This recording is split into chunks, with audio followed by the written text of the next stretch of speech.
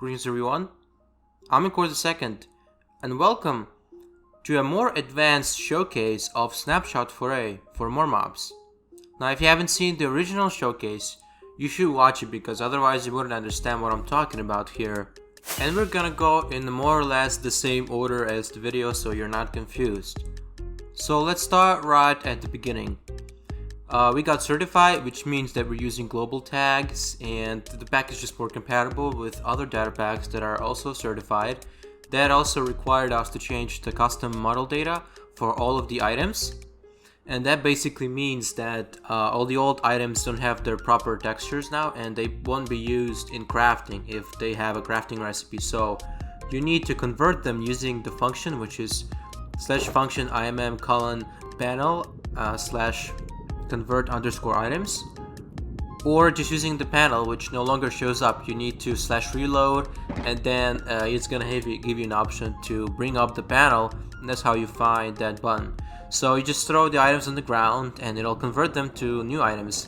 And by the way, not related to getting certified, but unfortunately all the mob heads broke in 1.16, so you also need to convert them to get them right, but it's not such a big deal. Just do the same thing as you do with items and they're going to get converted to proper looking heads.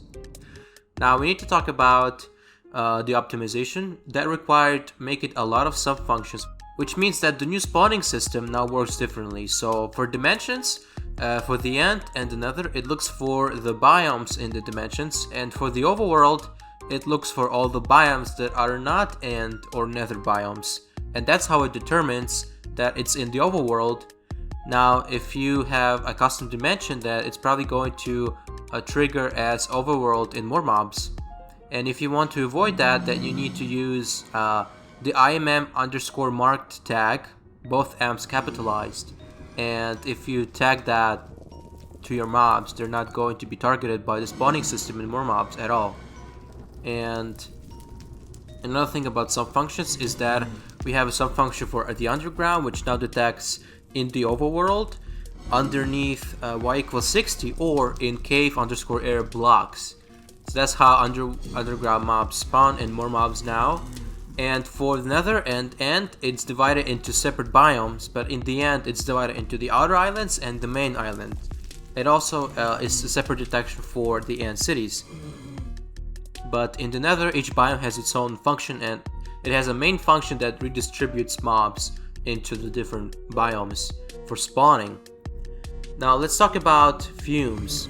Basically, their fireballs turn into smoke balls, and that adds an area effect cloud, which is what gives you the blindness and a little bit of damage. So the fireball gets killed when it gets close to the target, and it just leaves the area effect cloud, which is what gives you the effect of the smoke ball. And that's why it's effective against fumes themselves. If you walk up so close to them, they're going to get damaged by their own attacks. And also for the basalt deltas, the magma cube spawning is only counting in the biggest magma cube possible to spawn all of the mobs, which are Ashwings, Fumes, and Martyrs. So I also need to mention that the location detection in vanilla for fortresses is very far from perfect. Therefore, I implemented my own detection for fortress mobs. Basically, that means that all skeletons that are not horsemen or in the Soul Sand Valley will turn into demons in all other biomes. And same goes for zombified piglin outside of Nether wastes, except for Crimson Forests, where they turn into flaming tarantulas and martyrs. They're all going to become fumes, even though they might not be in the fortress. But that's just extra detection to make sure that these mobs actually spawn properly, because very often they spawn on the roof of the fortress, and in vanilla Minecraft, the location detection that I'm using with predicates for some reason is unable to detect them being on the roof of the fortress. Therefore, I had to implement this complicated spawning, and right now it doesn't work with spawners, which means spawners of skeletons in the Nether will spawn demons if they're, for example, in the Crimson Forest and not even in a fortress. But that's just going to be changed in future versions. Right now I didn't implement that because it's not relevant, as skeleton spawners cannot be generated inside of the Nether dimension anyways.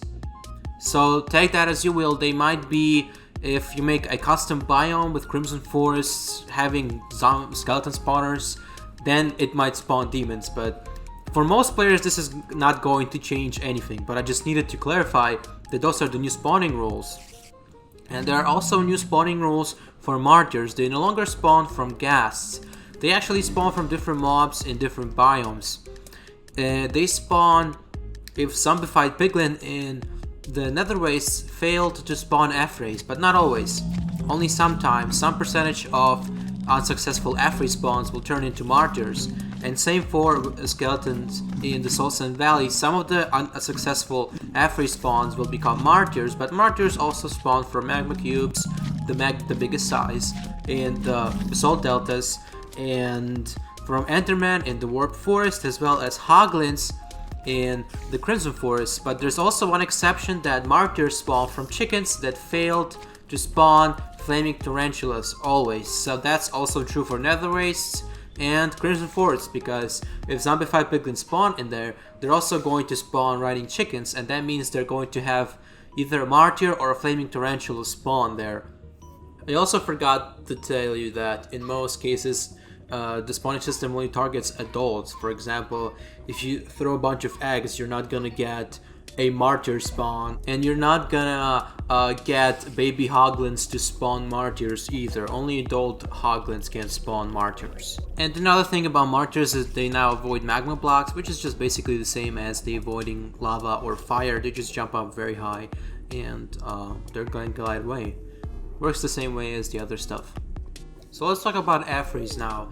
Their spawning criteria requires them to have a 3x2x3 block space, and also there not being an Affray in a 32 block radius, which actually the same applies for Scoopers. They're not going to spawn if there's already a Scooper in a 32 block area, even if it meets the spawning criteria.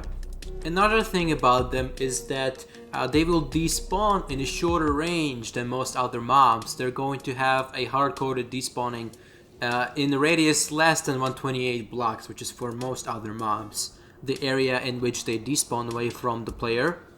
And another thing about Affrays is that their soul speed level of enchantment is 9. So as you know, Affrays are aggressive to a number of other mobs in the pack. And the order goes essentially, if they find an adult Scooper or a Flaming Tarantula in a 25 block radius, they're not going to get angry at anything else. Otherwise they can get angry at Watchers and of course players. Now with Flaming Tarantulas, they always start with the hunch. If there's a hunch, they're not going to get angry at the body itself. They're going to kill the hunch first, and then they're going to go for the Flaming Tarantula itself. And when they attack, they only apply the jump disability to players, and it is actually a version of the jump boost effect, but ironically it prevents you from jumping, although sometimes it bugs out and it launches you very high into the air, which is what the bug with this mob is, and it's kind of just vanilla Minecraft, so I can't fix it unless I decide to change the way that works from the jump boost effect to something else. Now let's go and talk about Watchers. So Watchers cannot stare at invisible mobs, but otherwise if there is an entity that is not a Watcher and is not invisible in a 4 block radius, is going to stare at it, which means it's going to freeze in place and just follow the mob with its head. Otherwise it doesn't really take interest in mobs, especially if there's a player nearby that it'll disable them being able to even stare at other entities. And they need to be in a 2 block radius to actually stare at the player, which means they're going to freeze in place, and you know, the drill. So Ashwings, the way that they're neutral is the same as Cyclops. They have a team that they get added to, and that's what they are in default. They're in the player team, but if the player attacks them, they're going to be removed from the team, and that's why they will start attacking.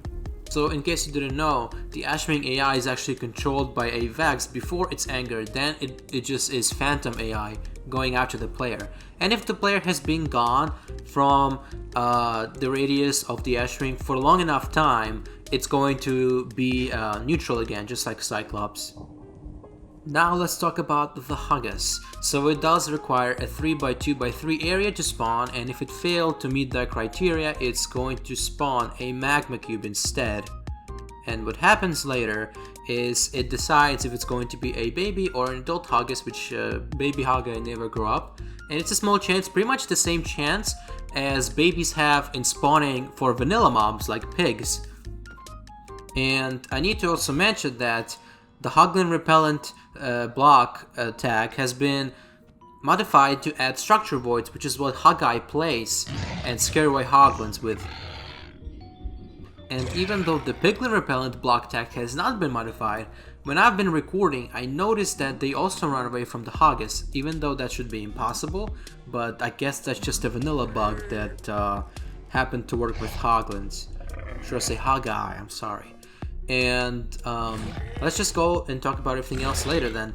So Flaming Tarantulas will convert to new mobs, and instead of changing the nether spider data and tags, it's just going to summon a new Flaming Tarantula in place of the nether spider.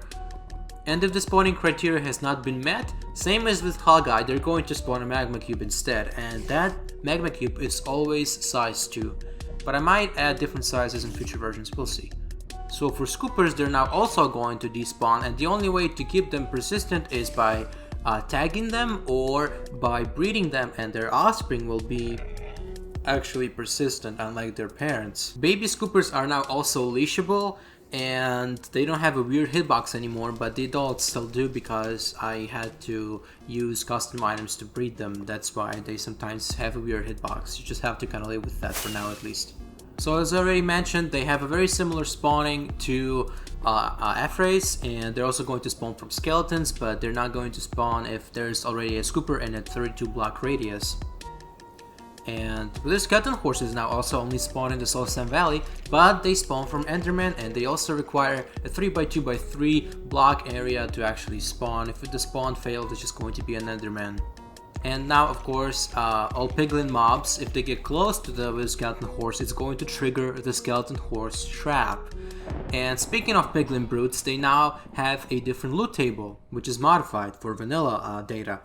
And they drop 0 to 1 totems of revival, but with looting you can even get up to 3. From my experience, I've gotten even 3 with the maximum possible looting that you can get in survival. And I also now need to mention that the Evoker loot table has also been modified, and it drops a special Totem of Undying with a tag, and only that tag will grant you the Postmortal advancement, which also has now been changed. And if you're using one from the gift command or the creative menu, it's not going to give you the advancement, even though it still works. The custom More Mobs totems, they work on entities as well, but only in the entities in the hub mob tag.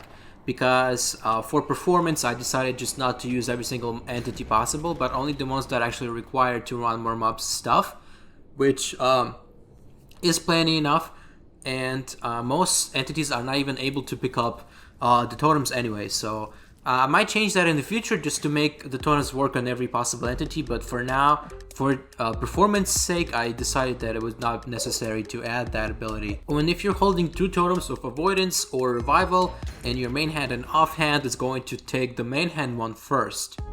To have the animation of the Totem of Undying, basically these totems also kill you, and one difference is that they're going to give your health back, but also they're going to save your effects that you had prior to using them. So if you had, let's say, speed when you use the Totem of Revival, you're going to get your speed back, and if you had slow falling when you were using your Totem of Avoidance, is going to give you your slow falling back. Now on to Wither Skeletons. If you were confused, they have a big chance now of spawning with bows, and then they have a chance of getting that weapon enchanted pretty much the same way as miners and mummies do. So, Totems of Avoidance, they actually run a spread players command, and that command has a 500 block radius, which means that it should in theory be able to teleport you even if you're in the middle of the main end island and the outer end islands, which means you're going to be just surrounded by the void. And the idea is that it's always supposed to bring you back to surface even if it's in that area. And that means that it can also teleport you really far away from where you've been, but that's just for the sake of it being a drawback and kind of to balance this feature. I don't think I need to elaborate much on this, but if you were confused, I didn't really mention it in the main video, is that you can take out the discs and they'll stop them from playing, which means if they put them back, the disc is going to start over from the beginning. There's no pause button, you just take it out and it's going to stop the disc. If you put it back in, it's going to restart the disc. So to make some of these new items spawn, I had to change the loot tables of Bastion Remnant Other and Bridge loot table types and the End City Treasure. And I need to mention that Big Step is still as available as before. My discs do not replace the Big Step. In fact, it's possible to get 2 discs in the same chest. And if you get really lucky, maybe even all 3 of those discs. But maybe that's only going to be a double chest in the Bridge Bastion. Point is, it's not going to take away from your Pick Steps. Your Pick Steps are going to be okay. And not going to be replaced by my discs, don't worry about that. So the crafting station now is a marker entity, which means you cannot interact with it, and it allows you to place blocks on top. That's pretty much the change for that. And the Soul Blaze skin variant works the same way as Cyclops skin variants or Villager skin variants. It's just different depending on the biome. In every biome it looks the same except for the Soul Sand Valley, when it turns into a blue blaze. And it's not a separate mob, it's not a tag, it's literally just an optified feature. If it wanders off into a different biome and you restart your resource packs, it's going to become a normal blaze again. For the Cyclops Anger, now if only a survival player hits the Cyclops, it's going to get angry at the nearest survival player. Before, it would turn angry even if a creative player hit it, which is now of course changed because that would make no sense. So yeah, that's pretty much it for this snapshot. I hope you guys enjoyed this more technical overview. Of course there's more to find out, but I guess if you guys understand this, then you should just go into the game files and learn that yourself. I don't want to go into every single little thing, but I hope I explained as much as possible here, and the very complex spawning that I've created for the Nether now. And yeah, I hope you enjoyed it, and you know what to do. I'm not the first YouTuber, I'm not the last YouTuber. You know what to do, what buttons to click. I'm not going to tell you, okay? So just enjoy the snapshot, and happy holidays. Thank you for watching.